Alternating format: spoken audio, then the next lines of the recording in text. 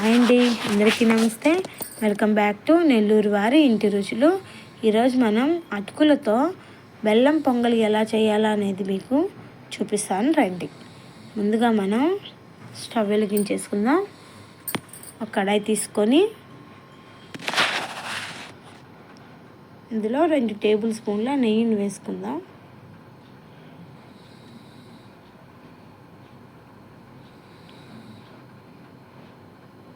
నెయ్యి కొంచెం హీట్ అయ్యాక ఇందులో మనం కొద్దిగా ద్రాక్షని కొద్దిగా జీడిపప్పుని వేసి బాగా ఫ్రై చేసుకోవాలండి. అటుకులతో ఇలా పాయసమే కాకుండా ఇలా పొంగల్ని కూడా చేసుకొని ట్రై చేయండి, చాలా బాగుంటుందండి. ఏదో జీడిపప్పు ద్రాక్ష వేగిపోయాయి కదా, వీటిని అయితే ఒక గిన్నెలో తీసుకుందాం.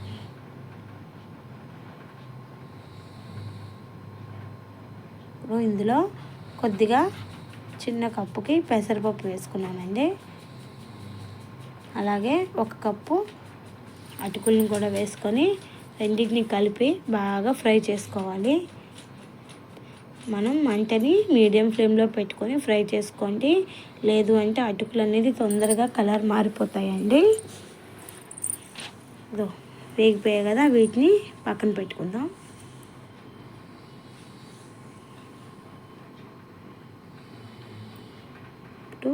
ఇందులో 2 కప్పుల పాలును వేసుకోవాలండి. 1 కప్పు నీళ్ళను కూడా వేసుకుందాం. వీటిని బాగా మరిగించుకోవాలి. మరుగుతున్నాయి కదా, ఇప్పుడు పక్కన పెట్టుకున్నాం కదా మనం అటుకులు పెసరపప్పుని ఇందులో వేసేసి బాగా ఉడికించుకుందామండి. వేసేసాను.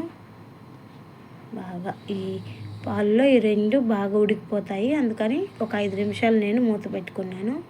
చూడండి ఎంత బాగా పొంగొచ్చి బాగా ఉడికిపోయాయో. పెసరపప్పు అటుకులు అనేది బాగా ఉడికిపోతాయండి.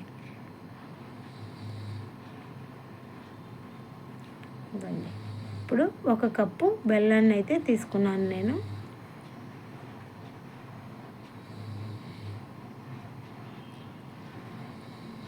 బాగా, ఎందుకంటే అడుగు అంటుతుంది కదా బెల్లం వేసాక, అది అడుగు అంటకుండా మనం ఇలా ఒక 5 నిమిషాలు కలుపుతూ ఉంటే ఆ బెల్లం అనేది దీనిలో కరిగిపోద్దండి. ఇప్పుడు 2 ఇలాచీని తీసుకొని కచ్చాపిచ్చాగా దంచి వేసుకున్నాను. ఇలా కలుపుతూ ఉండాలి, అప్పుడే మనకి అడుగు అనేది అంటుకోదండి. ఇంకొక 5 నిమిషాలు మళ్ళీ మగ్గించుకుందాం.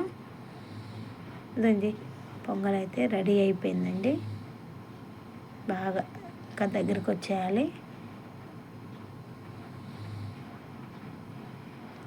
అటుకులతో ఈ బెల్లం వేసి ఈ పొంగల్ ట్రై చేయండి, సూపర్గా అంటే సూపర్గా వస్తుందండి. దగ్గరికి వచ్చేసింది కదా, ఇప్పుడు సర్వ్ చేసుకుందాం. అంతే అండి, సింపుల్గా మీరు ఈ అటుకుల బెల్లం పొంగల్ అయితే చేసేసుకోవచ్చండి. మీరు కూడా ఈ రెసిపీని తప్పకుండా ట్రై చేయండి. ఎలా వచ్చింది అనేది మాకు కామెంట్ రూపంలో తెలియచేయండి. మరిన్ని రెసిపీస్ కోసం మా ఛానల్ని లైక్ చేయండి, షేర్ చేయండి, సబ్స్క్రైబ్ చేయండి. Thank you.